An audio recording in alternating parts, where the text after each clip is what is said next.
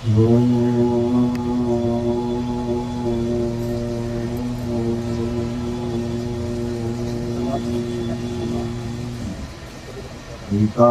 देवसेना भुजति तव कथितः अनित्रान्नो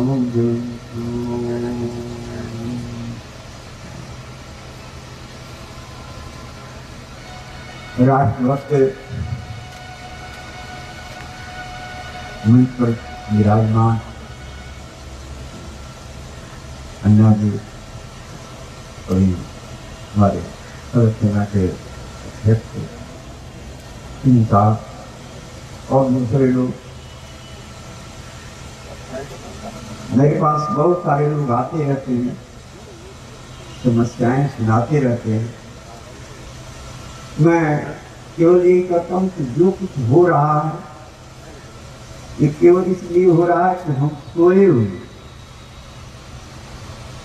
इस समय जागने की, जगाने की आवश्यकता है। जनता जिस दिन जागेगी और उससे जागने जगाने का अभियान भी, मैं यही चाह रहा था कि गांव-गांव में बड़ी बड़ी सभाओं के माध्यम से भी, जन संपर्क के माध्यम से लोगों को बताया जाए कि तुम्हें सुला करके तुम्हारा रक्त किस प्रकार से चूसा जा रहा है। एक अनुभवी व्यक्ति ने जो एक बहुत बड़े मुख्य पद पर रह करके जो अनुभव किया, उन्होंने अपनी एक वेदना अभिव्यक्त की और अपने यहाँ जारी भी तो व्यक्त करते ही रहते हैं।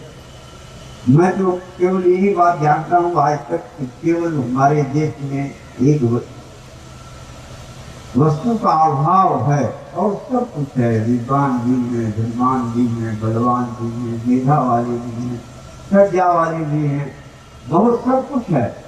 केवल एक वस्तु का अभाव है और वो क्या अभाव है? राष्ट्रभक्ति।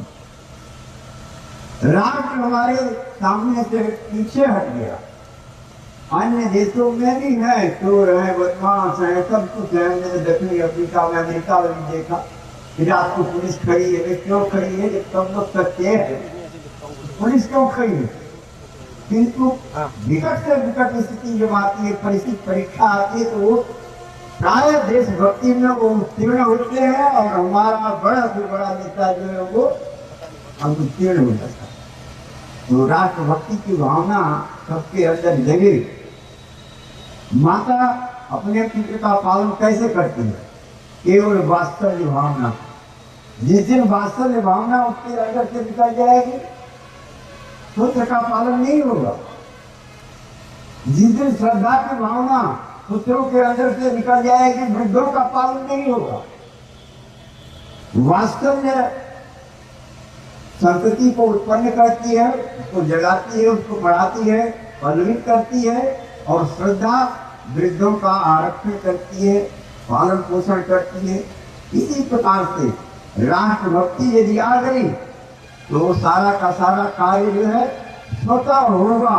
जब भी कोई बात आएगी वहाँ जो है राष्ट्रभक्ति हमारे सामने देख, इससे राष्ट्र का क्या हित है, इससे राष्ट्र का क्या अहित है।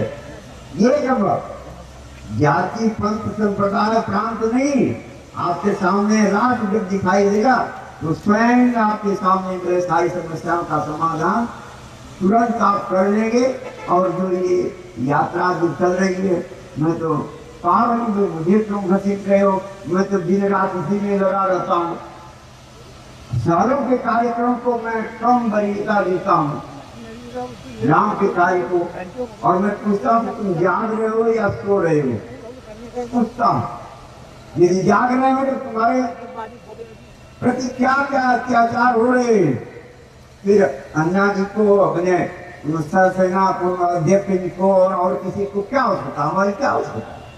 जाग रहे हैं और चोर जो है आपके घर में चोरी कर रहा है, ये कैसे हो सकता है? तो आप जागिए और तो मुझे करना नहीं है। मैं तो केवल जागिए, जाग जाएंगे। वेद कहता है जो जागारा तो काम है। जो जागता है, मेरठ में देते हैं कहीं पहरेदार होगा, क्या कहता है? जागते रहो, जागते रहो, जागते। वो कुछ नहीं करता, अपने तिजोरी की रक्षा करो, अपने मालधन की रक्षा करो, अपने कोठी की रक्षा करो, ये कुछ नहीं करता। मेरे वाला भी नहीं करता, दिल्ली वाला भी नहीं करता है। क्या करता है वो? जागते रहो। क्योंकि जब आप जाग जाएंगे तो अपने तिजोरी की भी रक्षा करेंगे, पशु की भी रक्षा करेंगे, कोठी की भी रक्षा करेंगे, माँ बहन की भी रक्षा करेंगे। तो ये अभियान चल रहा है। मैंने जो वर्ष लगाया अपने जनरल साहब के व्याख्यान में, जगाना है जनता को कि तुम्हारे साथ क्या हो रहा है, तुम जागो तो सही। अभी दिल्ली से जाओगे ये लोग तो ऐसे भागेंगे कि इनको रोका जाएगा तभी ये नहीं रुकेंगे, जान बचाने की इनको पड़ जाएगी। परमात्मा आपको शक्ति दे, इस नवजागरण के अभियान में आप सभी लोग सम्मिलित होकर के देश की, समाज की और अपनी रक्षा करने में तत्पर हो। ओम शांति शांति। पूज्य स्वामी जी ने आपको आह्वान किया है जगाने का।